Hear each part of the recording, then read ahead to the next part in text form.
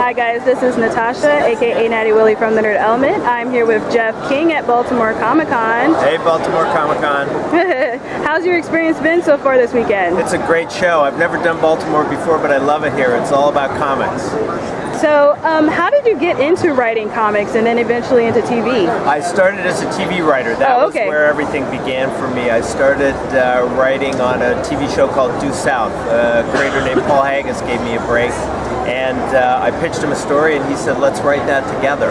And I had always been a bad poet and a prolifically awful playwright, but I kept at it and eventually got the opportunity, and that worked out. And once that worked out, I got the opportunity to do it again. So a lot of hard work led up to it, and from there I wound up working on and writing for other TV series, and one of them was Stargate SG-1, which was such a groundbreaker for so many reasons. And then I continued as a writer and eventually became a director, and I'm now a directing producer on a TV show called Blindspot.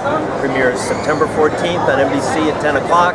You should be watching. The season premiere is directed by Martin Giro, our creator, and it's going to fill you in on the real name of Jane Doe. It's going to fill you in on who put the tattoos on, maybe not why, but it's going to give you a lot of insight into what's happening in the show.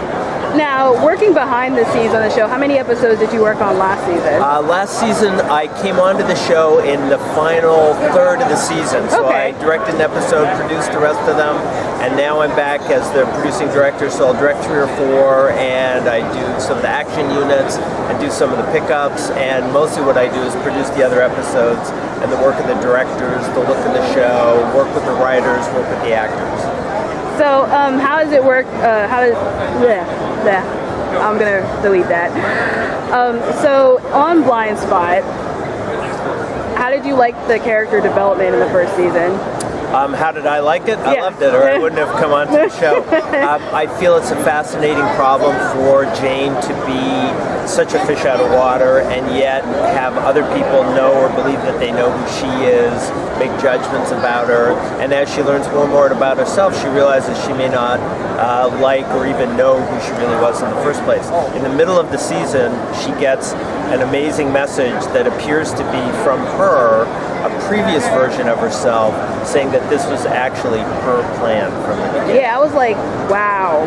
How did she come up with this convoluted plan to tattoo herself to just solve all these potential problems? And of course it all comes back to the major project that the CIA was working on. So it's like...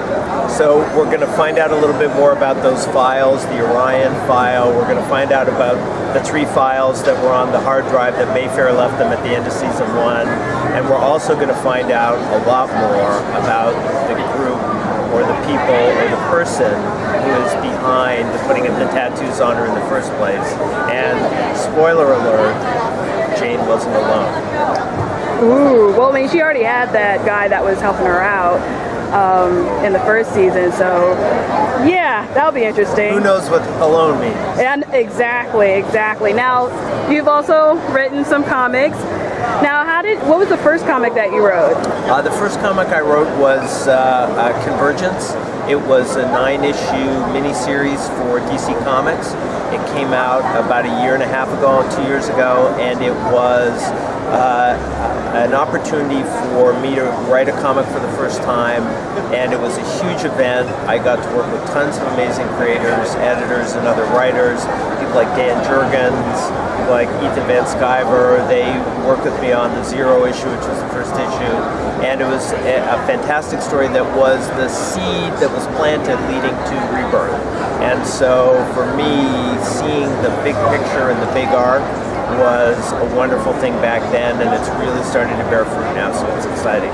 So what's the difference between writing a comic and then like working on a TV show? Like, it was, when I first started, I looked at a comic script, a sample of it, and I had been writing TV scripts for a long time, and they looked very similar. I thought, that'll be easy. There's action, there's dialogue, but in fact, they're completely different documents, because what I discovered was the first comic script I wrote, which is like a TV script, you can't write action that moves from room to room, place to place, character to character. Okay. A comic panel is like a still photograph. You have to pick one image that tells a much bigger story. And so for me, figuring out one action per panel or one emotion per panel was a huge thing, because I was writing stage directions that would be a 100-page comic for one page of script. Wow. You can't do that.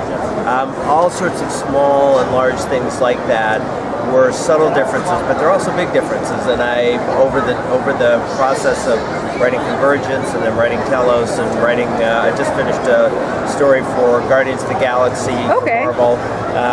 Writing those has allowed me to hone the craft of writing for comics in a way that I hone my craft writing for television. Now, you've worked on DC and Marvel. Like, is there like a difference between how they operate as far as putting out the comics and like working with the artists and the writers and getting stuff out?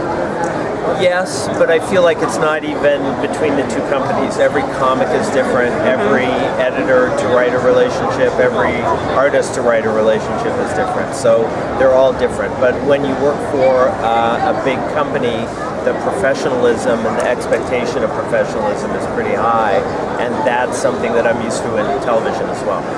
What's the best part about Baltimore Comic Con for you right now? Meeting comic fans, talking to people who love comics, who read them, who are interested in the characters, old, young, new, loving big two characters, not loving big two characters. This is a show for the comic fan. I love that. All right, did you grow up reading comics? I did. I was a comic kid. I was a Marvel kid growing up. Oh, okay. Maybe because the place in Canada where I grew up, my parents were buying me comics and they were Marvel comics. But I did read the DC characters, especially the Kirby Fourth World, the Metal Man, the Demon, characters like that. So for me, kind of coming back into DC was a wonderful thing, but it all began because I got to read comics when I was a kid, and that's what I love about being in a show. I love seeing young people who are just at the beginning of their career finding a comic, finding a character that they connect to. It's awesome. All right, well, thank you for taking the time to talk to me, Mr. King. You're welcome, Natasha.